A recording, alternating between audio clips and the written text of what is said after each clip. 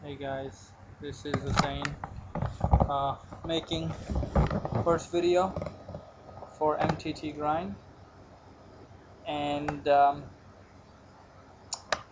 we're gonna try to do this as fast as we can so we don't have like 20 parts.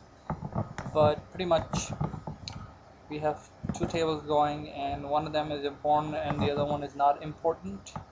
On the left we have the Omaha8 or better, which is the tournament we are going to talk about today, and on the right is a horse tournament which I'm gonna bust out of in a little bit. So we'll see a couple of hands, but you'll see why I busted out, because I played really bad.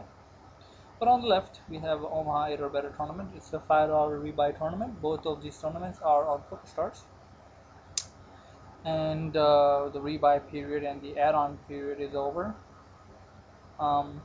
I think the quality of the video is not as good as I thought it would be, but we'll fix that for the future. But I have, I believe, roughly 28,000, and the average at this point I believe was 20,000, and about 100 people left, and top 50-ish get paid.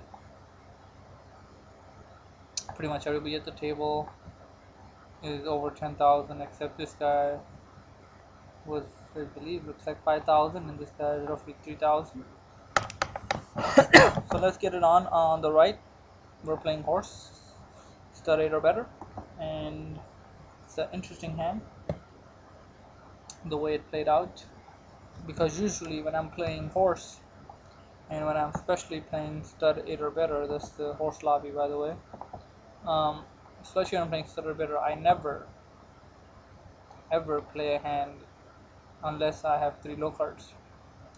But this time I felt a little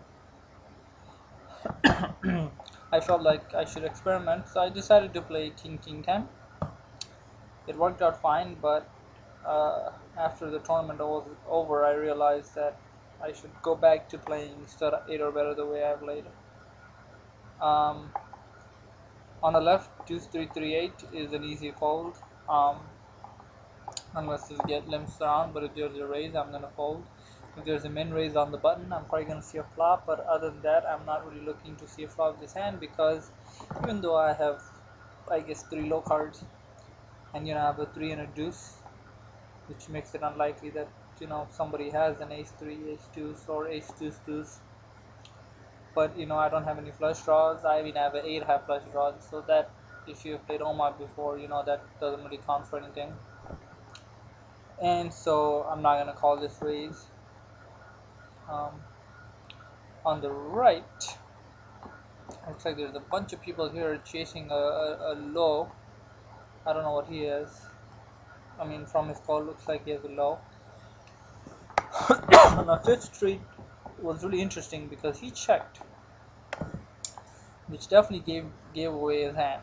I knew that he has 2 low cards, um, and I think that was his mistake, because if he bets here, I'm probably gonna call, but I would have folded future streets. But he decided to check, and I checked behind obviously, and I expected, okay, he's gonna bet, but I think he also checked. And at this point, I knew that he doesn't have a 10. He might have heart, because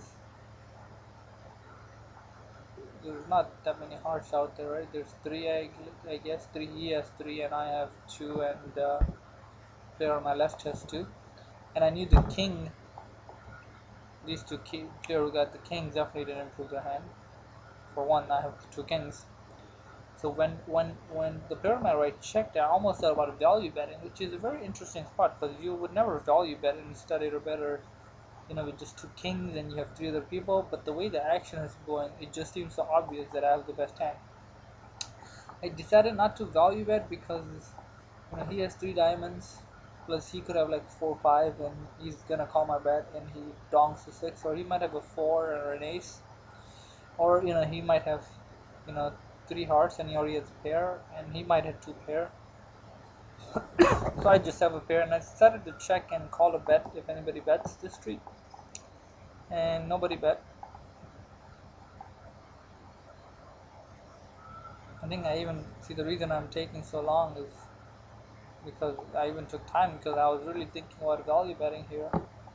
But if I had a low draw, if I had, for example, let me pause here, if I had, deuce, king, king, ace, four, I would have definitely valued that there. Excuse me. Go check around, and then the last trick comes. I pick up a meaningless deuce. I'm just hoping this guy checks, and he does.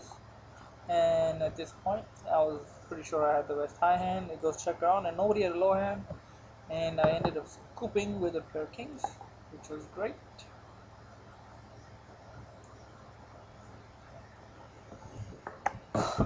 On the left, we have 3, 8, 8, 10. Horrible garbage hand. Actually, let me pause this. Ace 6, 6.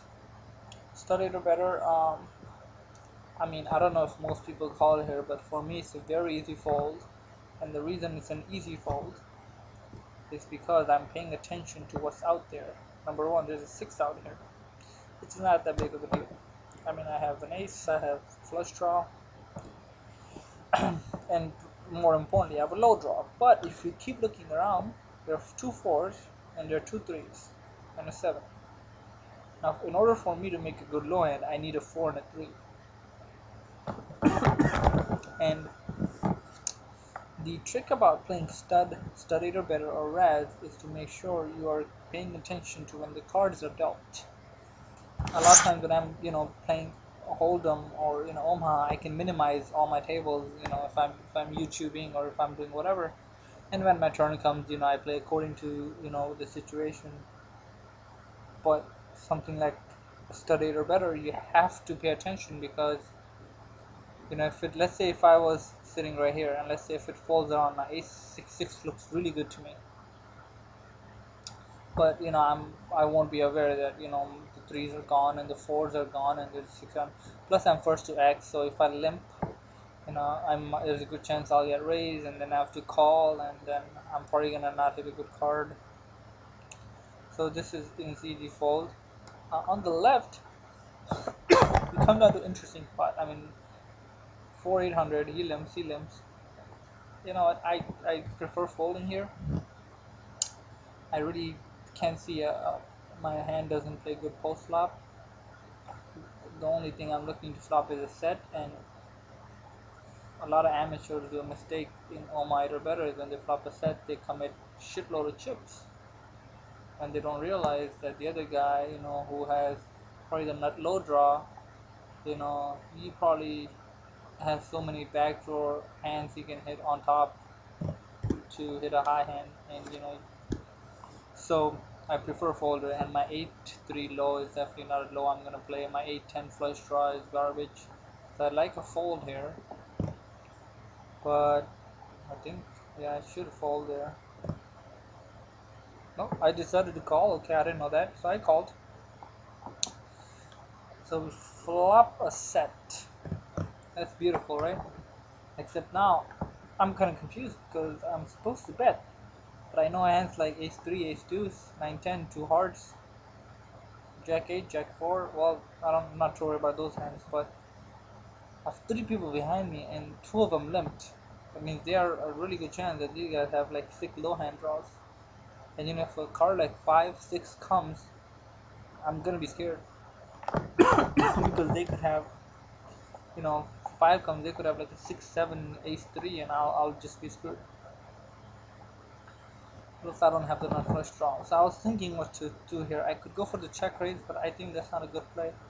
I don't like the check because it goes check around too often on this draw heavy kind of board. So I think my best play, unfortunately, is to bet, and then if I get called, to shut down after the flop.